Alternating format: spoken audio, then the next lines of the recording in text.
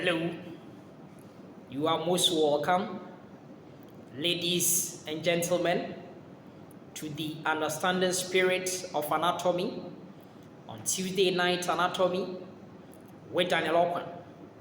Today's section, I take you through a quick revision aspect regarding the embryonic development of the thoracoabdominal diaphragm. My friends, already I've treated the real partition movement section regarding the development of the diaphragm with you. Okay, so if you've not watched that video, kindly get a video link, of course, the developmental anatomy playlist, and of course, watch it.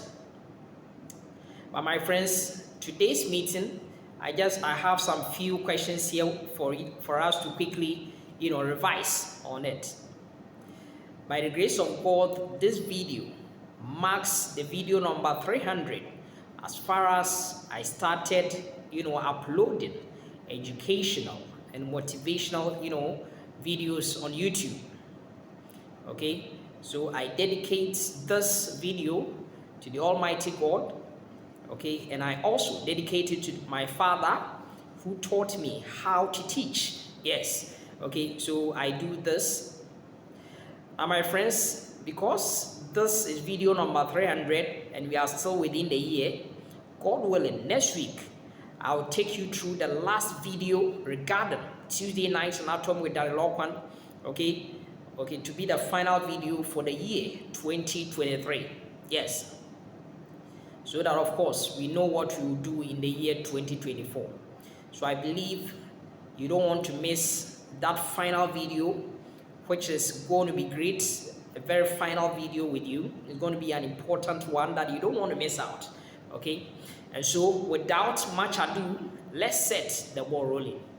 Now let's look at this question. Now we have a diagram over here, so most of the questions over here will be based on what we have over here in the diagram. Okay, so we've been given this diagram which shows the development of the diaphragm. So the first question that we want us to do, of course, label some parts. Okay, we've used some letters to label them, and we are supposed to give the names, okay, the real names to these labeled, parts of the developing diaphragm. Now, part A is what? Okay, put your answer down. Part A, what's your answer? I'm sure you wrote that it's going to be the septum transversum. Septum transversum. So part A over here is nothing but, of course, the septum transversum. Septum transversum.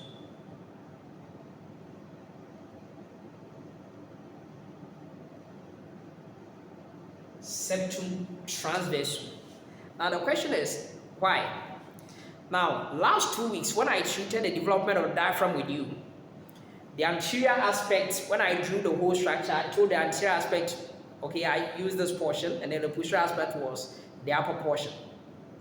Now this time, I intentionally changed it. Now, I've not indicated that this is the anterior or posterior, but there should be a hint. Something should tell you that you are looking at the anterior aspect or you are looking at the posterior aspect. Now, one major hint that I can get over here is this guy over here. Now, this guy is a vertebra. Yes. And even projecting from that vertebra, you can see some ribs, okay, project on either side. For this reason, it's a thoracic vertebra. Of course, the diaphragm will descend down to the thoracic region. Okay, so this over here is, of course, the vertebra. And the vertebra, everyone is aware that the spine, okay, is located at a dorsal aspect of the body. Okay, not a ventral, dorsal aspect, the posterior aspect of the body. For this reason, this portion of this diagram that I've drawn over here becomes the posterior aspect, and then the opposite becomes the anterior aspect. And that is why I told you that in the development of the diaphragm, the process, first, of course, the septum transversum will migrate, above this, cardiogenic area, and then come below this, what we call will come below, of course, the developing, heart. Okay, that's what happened during the craniocaudal folding. So for this reason, this one becomes the septum transversum. And one thing that we are aware about septum transversum is that it is that structure that gives rise to, of course, what we call the is the one which will give rise to the central tendon of the diaphragm. Central tendon of the diaphragm. Okay, central tendon of the diaphragm. Now, so that is that one. Now, the B. The B, if you look at it closely, now I told you that initially there was a connection. Okay, the pleural cavity, okay, at the thoracic region cranially, and then the peritoneal cavity, which would be the abdominal cavity caudally, they were together. Okay, last 2 weeks I explained that to you. So that during the development of the diaphragm, they begin to also separate. So that we have the pleural cavity above and then the peritoneal cavity below. But that separation will not be complete. There will be a canal still connecting these two. And that canal, if you remember, because it's found between the pleural cavity and then the peritoneal cavity, we call that canal the pleuroperitoneal canal. And this pleuroperitoneal canal will have to be bridged by a membrane, so that completely we separate the pleural cavity from the peritoneal cavity. And if you remember, what was that membrane? We told you that membrane is what? Answer it. Yes, pleuroperitoneal membrane. Sometimes I told you some people may confuse with the pleuropericardial membrane. No, it's pleuroperitoneal membrane. So your answer over here for B is, of course, this pleuroperitoneal membrane. Pleuroperitoneal membrane. Where there can also be a defect, especially with the left side. Okay, we get to the other questions, we understand. And also, this membrane is so thin. Okay, some muscles will have to, proliferate in there. If it becomes so thin like that, okay, that is what we call eventration of the diaphragm. Okay, last 2 weeks we explained these things. Now, the option C, the C said what? Now, when we drew it from a dorsal aspect going ventrally, I told you that the esophagus will be developing in there. Okay, so that there we get the crura. Okay, so this guy over here, which we have labeled as C, is going to be the dorsal. It's the one the posterior aspect we call dorsal mesentery of the esophagus. Dorsal mesentery. Dorsal mesentery of the esophagus.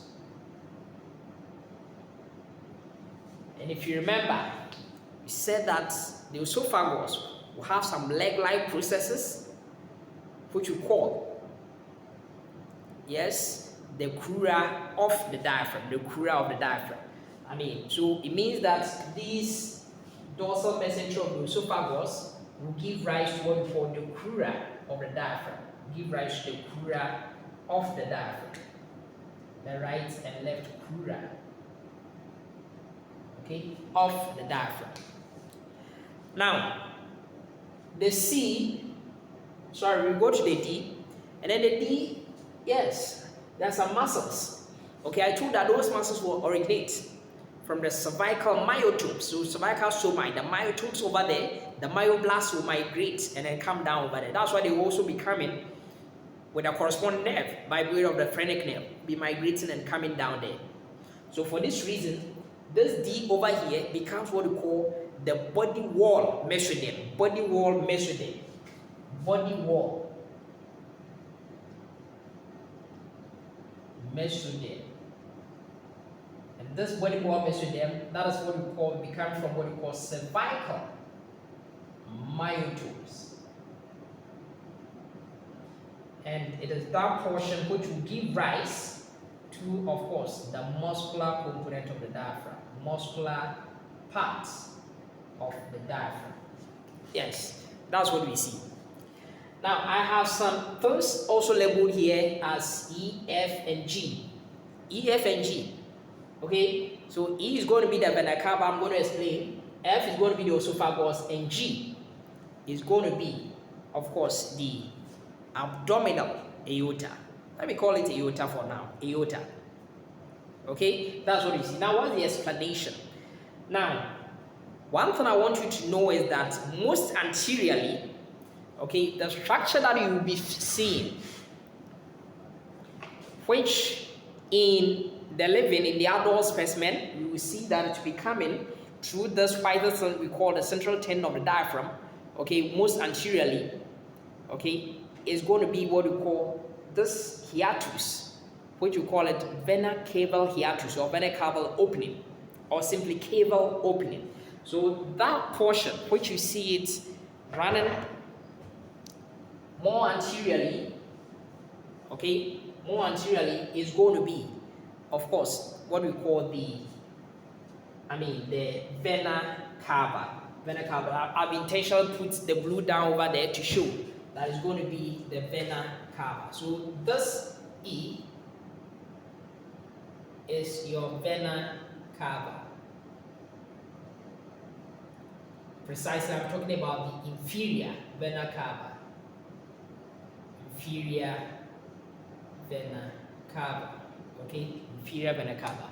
That's what we are going to see over here. Superior will be above. This is inferior vena cava.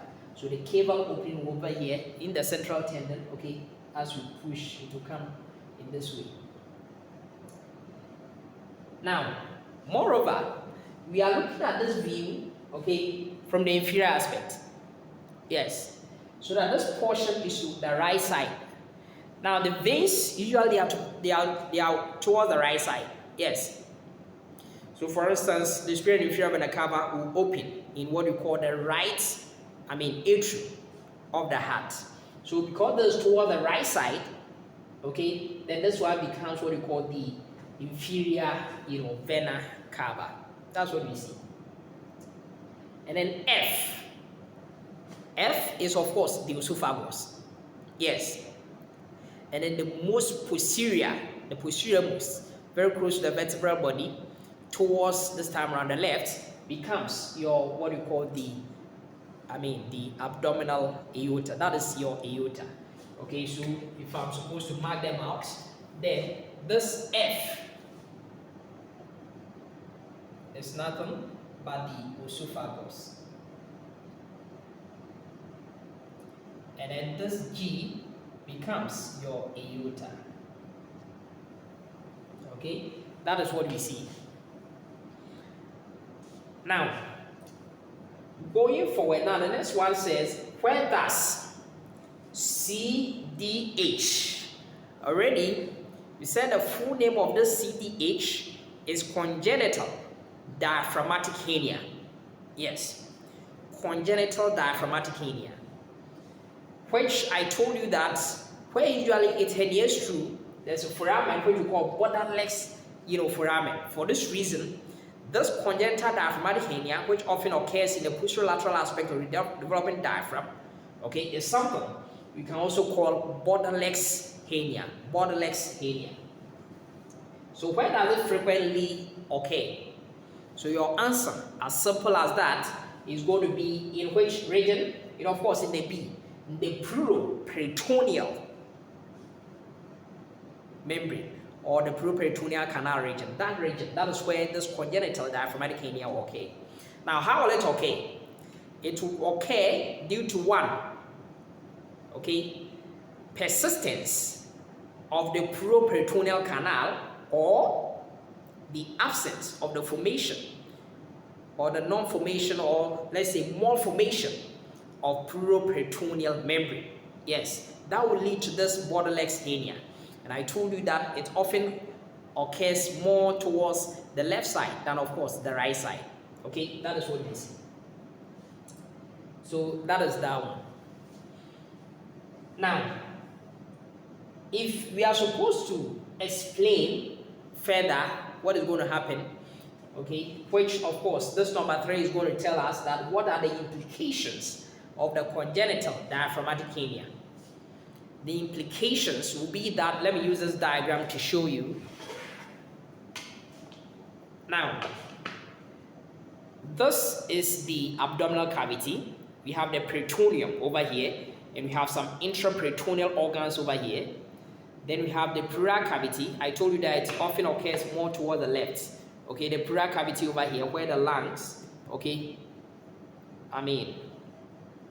will be covered by the visceral pleura. Okay, that is what we see. Now, what happens is that if the canal, by way of the puroperitoneal canal, is persistent, or the membrane, by way of puroperitoneal membrane, fails to form, then what is going to happen is that there's going to be that kind of communication, okay, over here.